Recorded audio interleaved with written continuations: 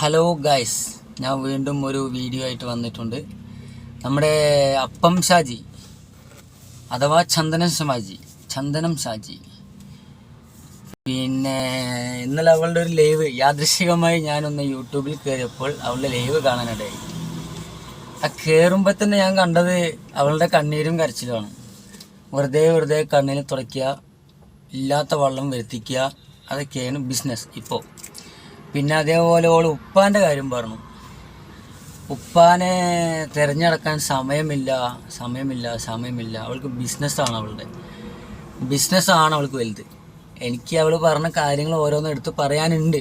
അങ്ങനെയാണെങ്കിൽ എനിക്ക് ഒരുപാട് ടൈം വേണം. ആ ഒരുപാട് ടൈം വന്നാലും തികയില്ല.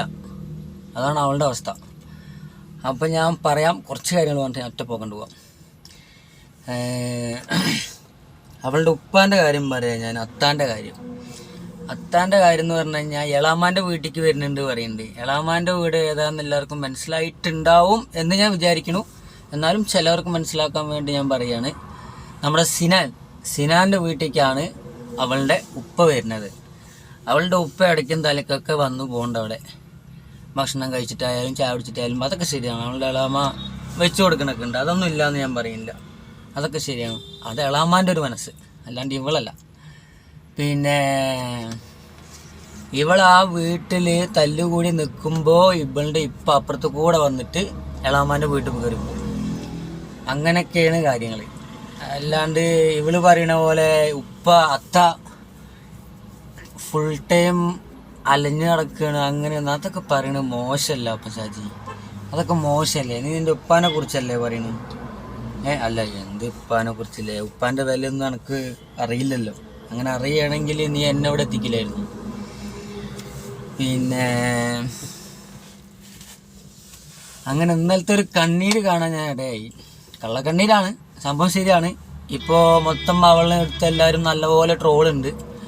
അതുകൊണ്ട് ഇനി അവൾക്ക് കണ്ണീരും കരച്ചിലൊക്കെ ആയിട്ട് മുന്നോട്ട് പോയാലേ ഇനി ആൾക്കാർ സപ്പോർട്ട് ഉണ്ടാവുള്ളൂ എന്ന് അവൾക്ക് മനസ്സിലായിട്ടുണ്ട് നല്ലപോലെ. പിന്നെന്ന് പറഞ്ഞാൽ അവൾ കളിച്ച് കേരളത്തിൽ തുടങ്ങിയ കളി.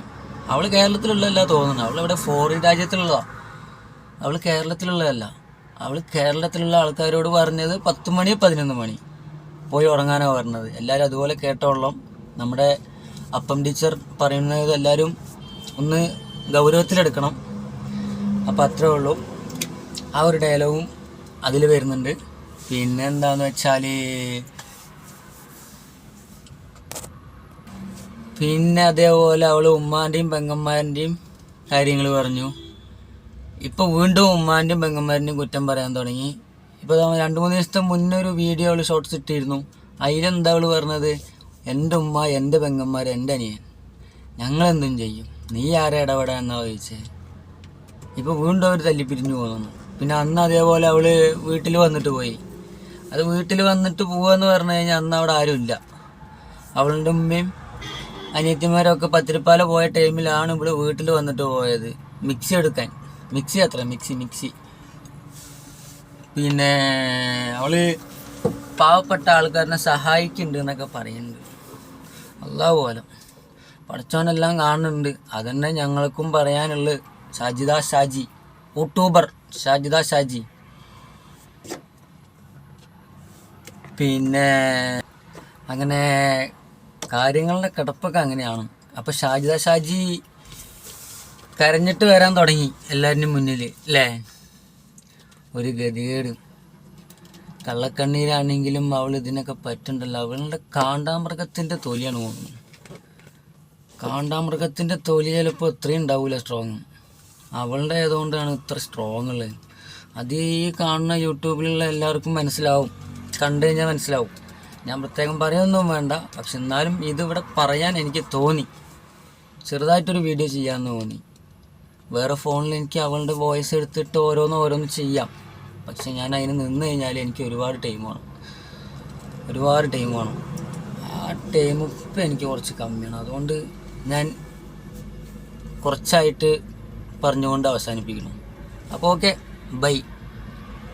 അപ്പോൾ എല്ലാവരും അപ്പം ഷാജിയെ സപ്പോർട്ട് ചെയ്ത്, ഒരു കാര്യം കൂടെ, എല്ലാവരും അപ്പം ഷാജിയെ സപ്പോർട്ട് ചെയ്ത് ഇവിടെ എത്തി.